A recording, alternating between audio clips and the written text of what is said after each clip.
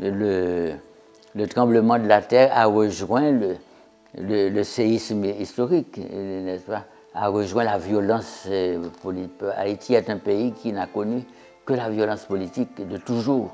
Même les Haïtiens l'ont dit, une malédiction sur Haïti. Il n'y a pas de malédiction, il n'y a pas de malédiction historique. Les circonstances font que sur un territoire très petit, une île, n'est-ce pas, se sont concentrés d'abord. Il y a une économie extraordinaire pour l'époque, l'économie coloniale de Saint-Domingue. Haïti a été le premier producteur de sucre, le premier producteur de café, d'indigo, d'épices. Haïti représentait en 1780, à cette époque, Haïti représentait le tiers du commerce international de la France. Les grands propriétaires des plantations coloniales de Saint-Domingue avaient de grands intérêts à défendre, donc ils n'allaient pas abandonner sans résistance l'île.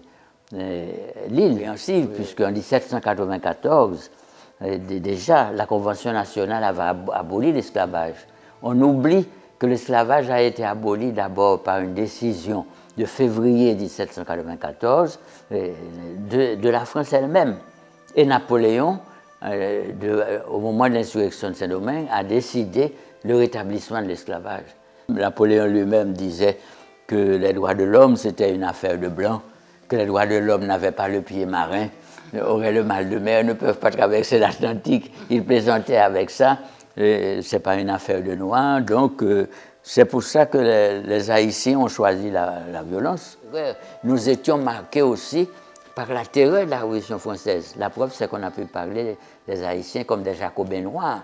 Nous étions des Jacobins noirs, marqués par Robespierre, marqués par les violences de 89, la prise de la Bastille a fait flamber les imaginations en Haïti parce qu'il y avait des bastilles à prendre là-bas dans les colonies, vous comprenez, et c'est ce qui est arrivé.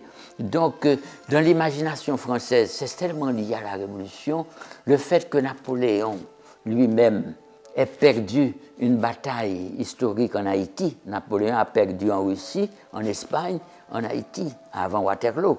A été une grande défaite parce que c'était une défaite économique sans précédent.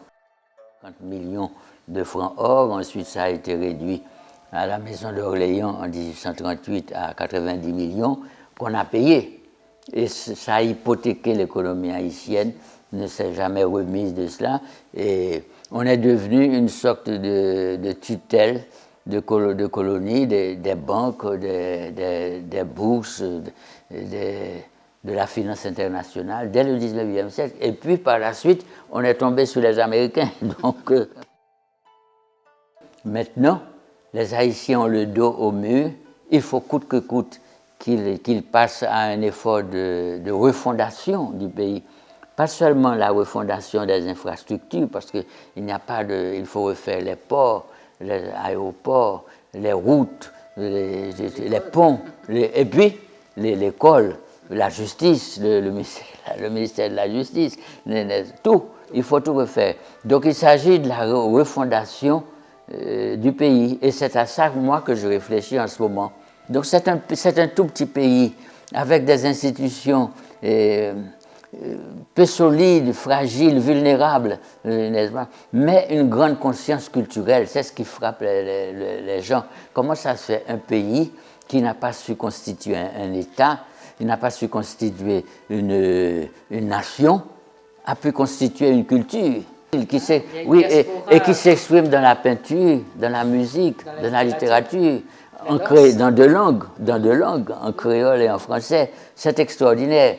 Donc il y a un imaginaire haïtien très fort qui est dû, j'en parlais déjà dans les années 60 avec Aléo Carpentier, le fait même de la traversée de l'Atlantique par les Noirs, n'est-ce pas?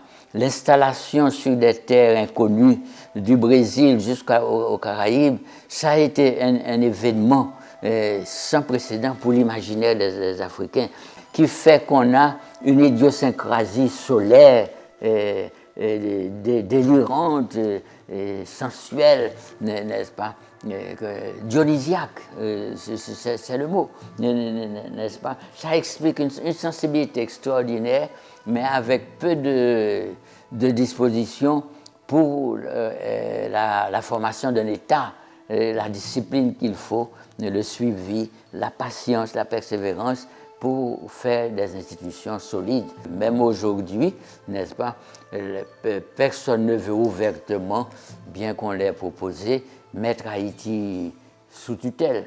Bien que tout le monde pense, tout le monde pense que ce pays a besoin d'un régime de tutelle. Mais personne n'ose le dire ouvertement aux Haïtiens. Ils sont convaincus qu'ils se heurteraient à une fin de non-recevoir. Mais il faut trouver une solution. Il faut trouver une solution pour avoir un État capable de gérer avec l'aide étrangère. Mais il faut être réaliste en même temps, n'est-ce pas? Parce que ce serait dramatique si on se contentait d'une simple gestion de l'argent qu'on reçoit. Les sommes énormes ont été déjà réunies pour Haïti, des milliards, n'est-ce pas? On arrivera même jusqu'à 20 milliards de dollars, c'est formidable, n'est-ce pas? Qu'on ne soit pas un pays bien assisté, on n'aspire pas à être bien assisté, vous comprenez? On aspire à faire un État nouveau, je ne dis même plus une nation, vous comprenez? On est déjà une nation culturelle, ce qui n'est toutefois pas rien, n'est-ce pas? On est une petite nation culturelle avec une intelligentsia. Moi, je leur dis que l'argent ne suffit pas, n'est-ce pas? L'argent ne suffirait pas à refonder Haïti. C'est très bien qu'il y ait une assistance humanitaire considérable comme celle à laquelle on assiste en ce moment, mais on attend les valeurs, n'est-ce pas? Moi, en tout cas, comme poète, comme écrivain, c'est surtout ça mon domaine. Il faut scolariser, il faut alphabétiser tout le pays.